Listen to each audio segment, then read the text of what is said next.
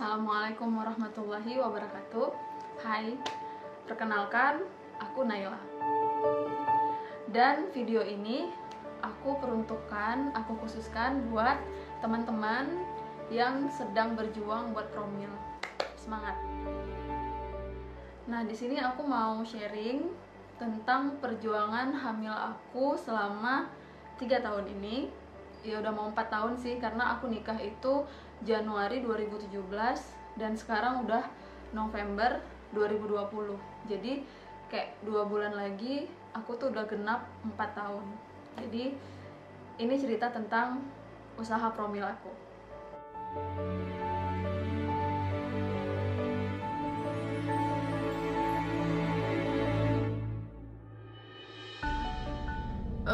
Dua tahun sih nunggunya, karena sempet hamil di 1 tahun pertama.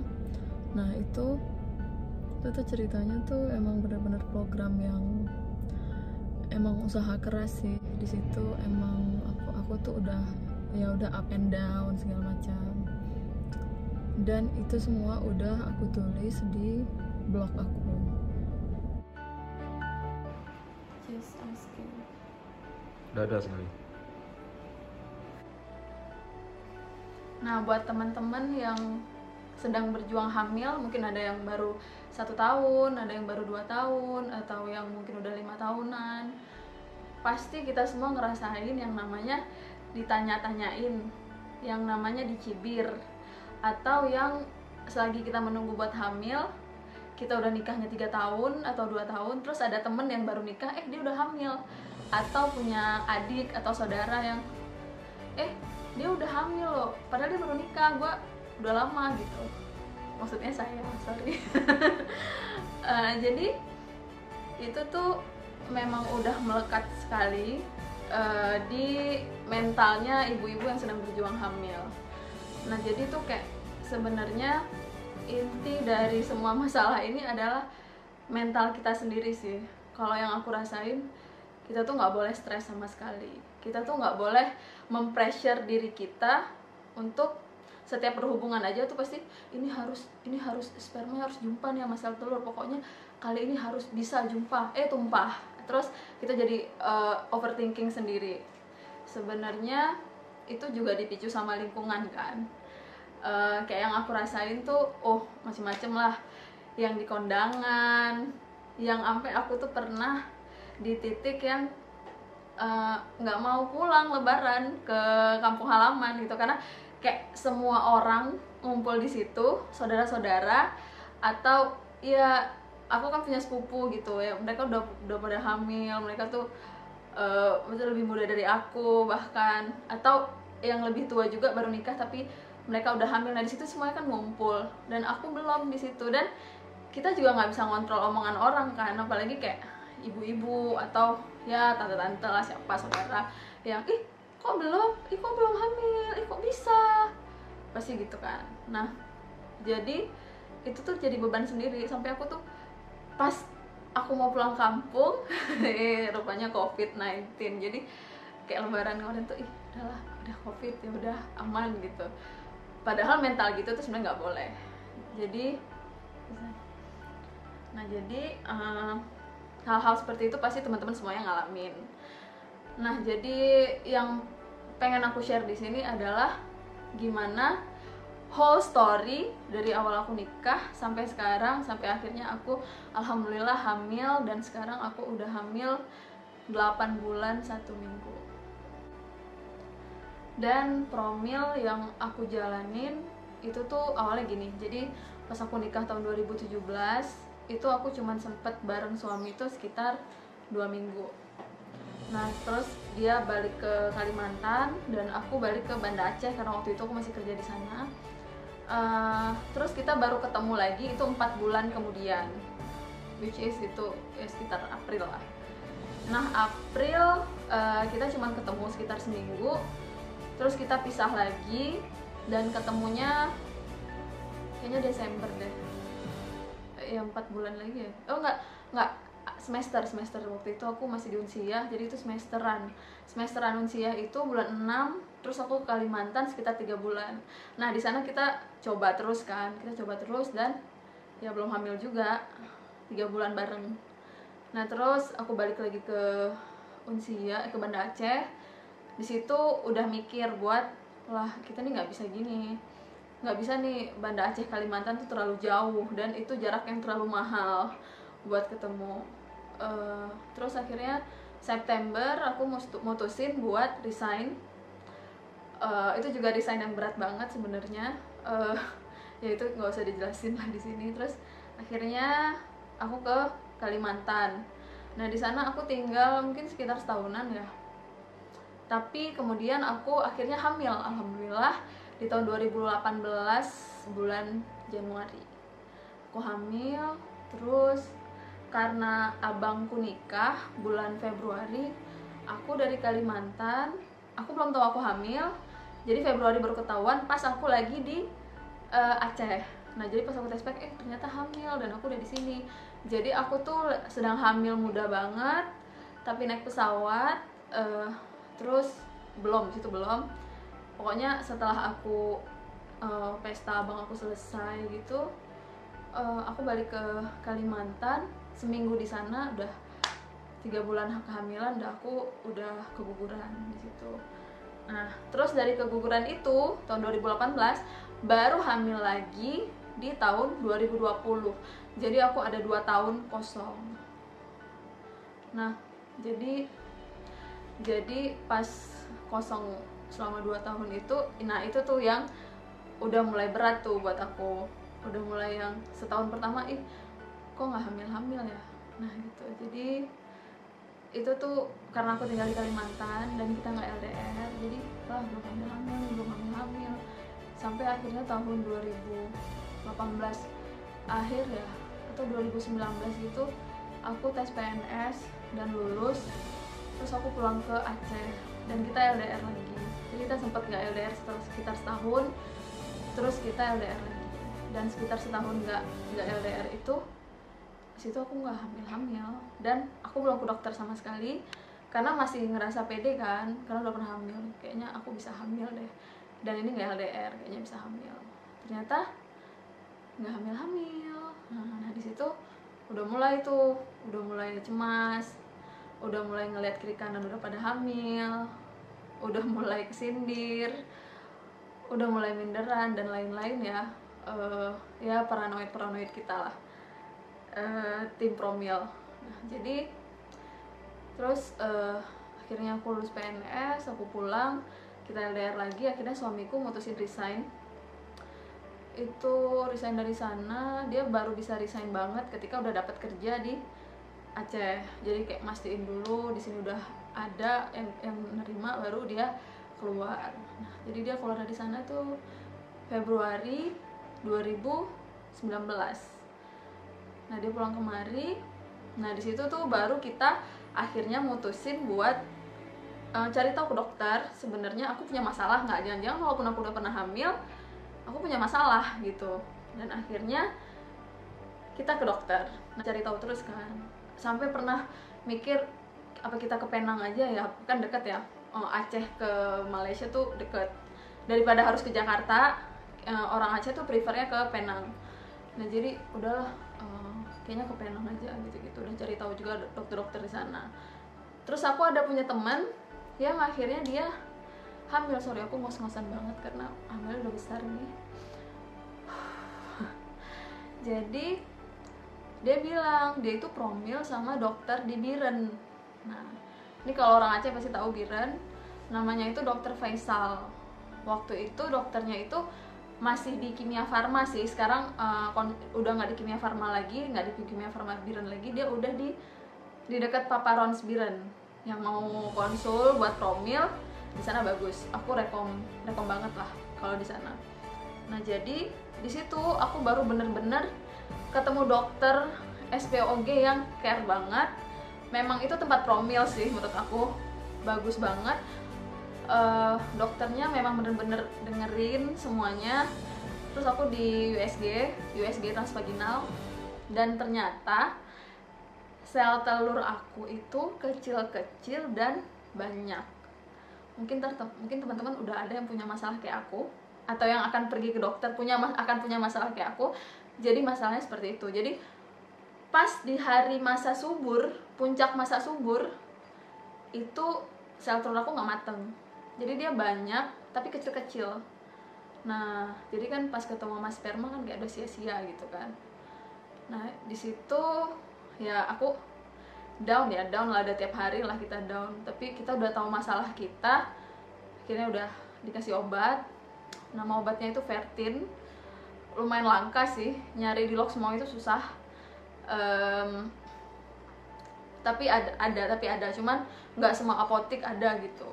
Nah, jadi obat itu diminum menjelang masa subur. Aku udah lupa. Oh enggak, diminumnya itu hari kedua setelah haid. Jadi dia supaya merangsang nanti pas masa subur sel telur kita udah matang gitu. Nah terus tapi hari ke-12 sebelum masa subur, 3 hari sebelum masa subur puncak, aku harus ke dokter untuk lihat sebenarnya sel telurnya itu membesar nggak dengan si obat itu. Nah akhirnya aku ikutin, pas aku datang ke dokter, membesar sih sel telurnya, tapi nggak terlalu, tapi tidak maksimal. Nah jadi ya ampun, udah dipicu sama obat aja sel telur aku tuh masih kecil, masih belum matang, dan udah di situ udah down lagi kan. Dan aku tuh punya prinsip kalau nggak mau terlalu, mungkin ini prinsip yang salah ya, kalian nggak harus seperti ini, tapi aku tuh berprinsip kita tuh nggak harus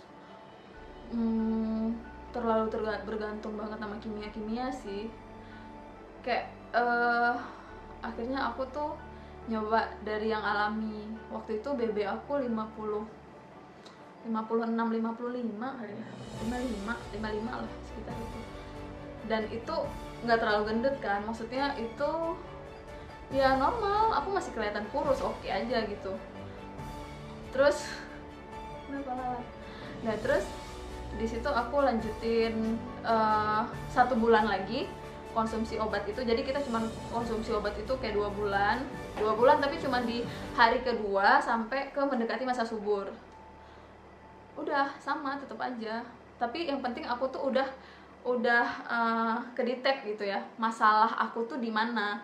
Nah masalah aku tuh adalah sel telur kecil-kecil dan banyak, itu tanpa cek suami, karena ya masalahnya udah nemu di aku gitu. Aku ngerasa kayak ya kayaknya suami aku gak ada masalah sih, karena kami udah pernah hamil gitu. Nah, jadi akhirnya balik jalanin hidup kayak biasa lagi. Itu tetap LDM ya, walaupun LDM-nya Sigli Lox Sumawe, dan kita cuma ketemu di weekend, dan weekend itu kita udah lelah banget, dan weekend itu memang untuk promil, tapi kita sama-sama kelelahan. Aku kan sekolah aku ngajar kan, jadi ngajar di sekolah itu kan sampai hari Sabtu, dan suami aku Sabtu Minggu ke sini itu dia juga nyetir sendiri, dia juga kayak ya capek lah, kebut-kebutan gitu-gitu. Jadi mungkin itu faktor lainnya kenapa waktu itu belum gitu. Nah terus akhirnya aku nemu, itu lagi rame-ramenya JSR. Kita tahu JSR ya semuanya, Jurus Sehat ala Rasulullah. Buat yang belum tahu, itu tuh Dr. Zaidul Akbar. Kalian bisa follow aja Instagramnya Dr. Zaidul Akbar, ntar aku taruh di sini.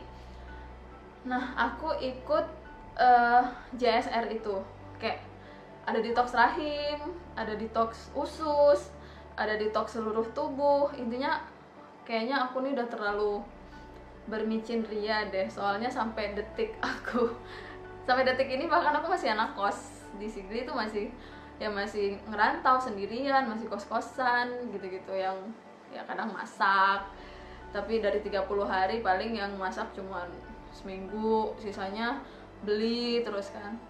Terus aku pas S1 5 tahun itu nggak masak, emang beli, terus emang junk food. Terus aku S2 junk food lagi, terus kerja jauh dari rumah, aku ngekos lagi, junk food lagi. Pokoknya ya memang kayaknya emang harus ngedetox, udah ngerasa harus ngedetox diri. Dan akhirnya aku ikut JSR, tapi ikut murni JSR itu cuma 1 bulan, karena ternyata aku jadi kurus banget. Dari 55 itu tuh jadi 51. Jadi 51 itu karena gini, aku tuh bener-bener di diet nasi putih ya, bukan nasi merah, nasi putih, gula, gluten, sama minyak goreng. Itu bener-bener aku jauhin selama 1 bulan itu. Kayak pola makan aku tuh dari bangun pagi, kurma, madu, zaitun sesendok. Terus kalau aku tiba-tiba lagi ngajar terus lapar, aku makan pisang, aku bawa buah-buahan, aku bawa kurma juga, apa yang ada lah, kates dan lain-lain. Siang aku makan buah juga, aku gak makan nasi. Terus jam 4 sore aku pulang kerja, itu aku baru beli makan. Dan karena beras merah juga susah di Sigli, aku di Sigli kan tugasnya di Aceh PD buat yang belum tahu. Terus aku makan nasinya cuma dikit banget, sisanya itu semuanya lauk ya, kayak sayur, paling sering tuh lalapan sama ikan bakar. Terus kadang ada sih kayak 3 hari ikan bakar, 1 hari ikan goreng. Emang nggak, minyak tuh emang nggak akan berhenti total sih dari hidup kita, cuman ya lumayan lah. Terus malamnya aku nggak makan karena aku makannya jam 4, jadi malam aku tuh kayak udah mensuges diri. Jadi setiap malam tuh udah, ya Allah cukupkanlah malam ini, saya mudah-mudahan malam ini kenyang. Emang bener kenyang. Terus kalau lapar dikit paling makan kurma, udah. Dan itu aku jalanin sekitar sebulan. Kurus banget. Dan emang kayak peot gitu, emang nggak bagus sama sekali waktu itu. Udah komplain sana sini. Tapi aku tuh juga sambilan infuse water. Jadi infuse water yang formulanya tuh hari pertama rimpang, hari kedua buah, hari ketiga sayur, hari keempat balik lagi ke rimpang, gitu-gitu aja. Dan aku mix aja tuh apa yang ada, aku taruh gitu. Tadi kulkasin, pagi-pagi dibawa, diminum, gitu-gitu. Ya buah apa aja yang ada. Sama yang udah paling pasti ada tuh kayak apa sih namanya, jahe, ketumbar, chia seed itu udah pasti. Terus garam Himalaya, terus itu yang sayur. Ini yang bagian rimpang-rimpang atau rempahnya itu kayak lada hitam. Memang aku khususkan beli sih itu buat JSR. Terus dan aku tuh yang paling suka memang hari rimpang. Hari rimpangnya itu justru kayak minum rempah segar aja gitu, enak. Justru yang paling aku gak suka tuh hari sayur. Sayur tuh baunya tuh kayak, ya gitu deh ya, aku kok nggak boleh menghujat makanan atau minuman karena itu menyehatkan. Tetap aku habisin. Ya aku kalau saya tuh suka isi tomat, wortel atau sawi gitu-gitu. Atau kalau lagi ada tomat sama wortel, ya udah tomat sama wortel aja. Dan infuse itu aku jalaninnya itu enggak sebulan. Walaupun aku udah berhenti dari, misalnya aku tuh kemarin kan ngurangin nasi parah sama gluten sama gula, tapi cuma sebulan. Tapi kalau infuse tuh aku bener-bener panjang banget. Sama yang paling penting itu buah zuriat. Nah buah zuriat itu aku rebus setiap malam, hampir setiap malam lah aku minum buah zuriat. Atau nanti adalah masa-masa aku tuh kayak kadang-kadang ada sih masa yang tiba-tiba down, belum hamil juga padahal udah segininya. Minyak zaitun tuh parah loh, nggak enak banget. Itu tuh kayak minum minyak goreng, tapi aku jalanin minum minyak zaitun sampai hari ini. Udah 2 tahun lebih aku konsumsi minyak zaitun kayaknya tiap malam sama pagi. Madu enak kan, tapi kalau zaitun tuh, zuriat juga masih bisa diminum, tapi kalau zaitun dah. Tapi aku tetap lakuin. Pokoknya aku seusaha itulah. Dan aku juga olahraga. Aku zumba seminggu 3 kali sih, nggak olahraga yang besar-besaran banget, enggak. Tapi aku olahraga juga. Pokoknya apa yang aku dengar, aku jalanin. Sama ya ibadah pasti ya. Cuman ya ibadah tuh masing-masing kan, nggak perlu kita share juga di sini. Ya ikhtiarnya dari segala segi lah. Sampai nih ya, ini nggak tahu ini freak atau gimana penilaian kalian. Sampai aku tuh uninstall game kayak Ludo, itu aku uninstall karena aku kan demen banget tuh main Ludo sama Domino. Aku uninstall. Kalau di kantor teman-temanku main, aku nggak main. Aku udah mulai ngurangin gitu. Karena kan itu game lempar dadu dan itu haram. Aku takutnya ya gara-gara Ludo, gara-gara Domino, ntar doa aku jadi terhambat, nggak nyampe ke Allah gitu. Ya parno gitu semuanya Mungkin kalian juga ada, dan aku sampai uninstall Ludo. Jadi segitunya memang. Sampai nggak denger musik lagi juga karena musik haram gitu. Tapi sekarang aku udah mulai denger lagi parah. Padahal udah lumayan, udah lama berhenti terus denger lagi gitu. Tapi aku sampai di tahap itu, sampai di tahap yang kalau sekarang nih aku Netflix aja aku udah berhenti, musik berhenti, Netflix berhenti. Jadi kalau orang ngomongin drakor dan lain-lain, aku nggak nonton. Yang aku nonton sekarang Dokter Indra Rukiah itu udah itu acara favoritku sekarang, sama Ustaz Firanda pasti. Nah jadi itu dia promil yang aku jalanin. Intinya aku rangkum lagi. Yang pertama aku JSR-nya itu benar-benar ngurangin nasi, gluten, minyak goreng dan gula selama 1 bulan. Walaupun bulan selanjutnya aku udah makan, tapi aku tetap ngurangin itu semuanya. Jadi kalau mesen jus, less sugar, atau nggak terlalu makan gorengan, nggak minum. Makanya aku tuh stres banget kalau lihat orang minum boba jam 11 malam, jam 10, jam 9. Aku tuh ya, padahal badannya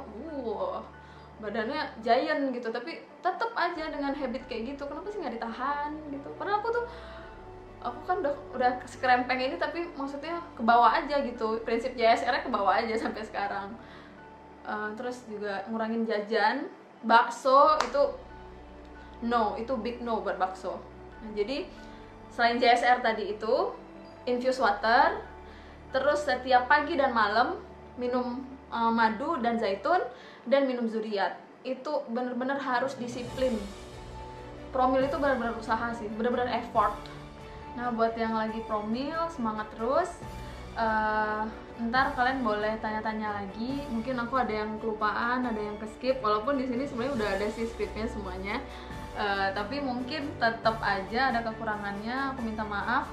Kalian bisa nanya dan kita bisa diskusi di Instagram aku Nel Naila. Ntar aku tulis di sini atau di kolom komentar YouTube.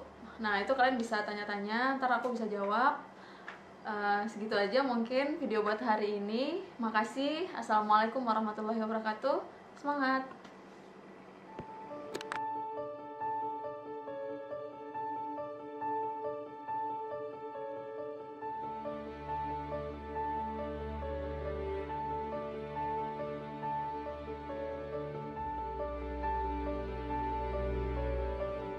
Satu, dua, tiga, action.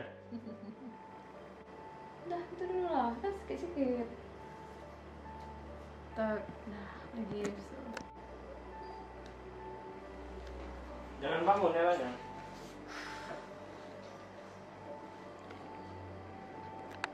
Udah lah, kan di rumah. Makasih. Cuma nampak perutnya jauh kayak belum om.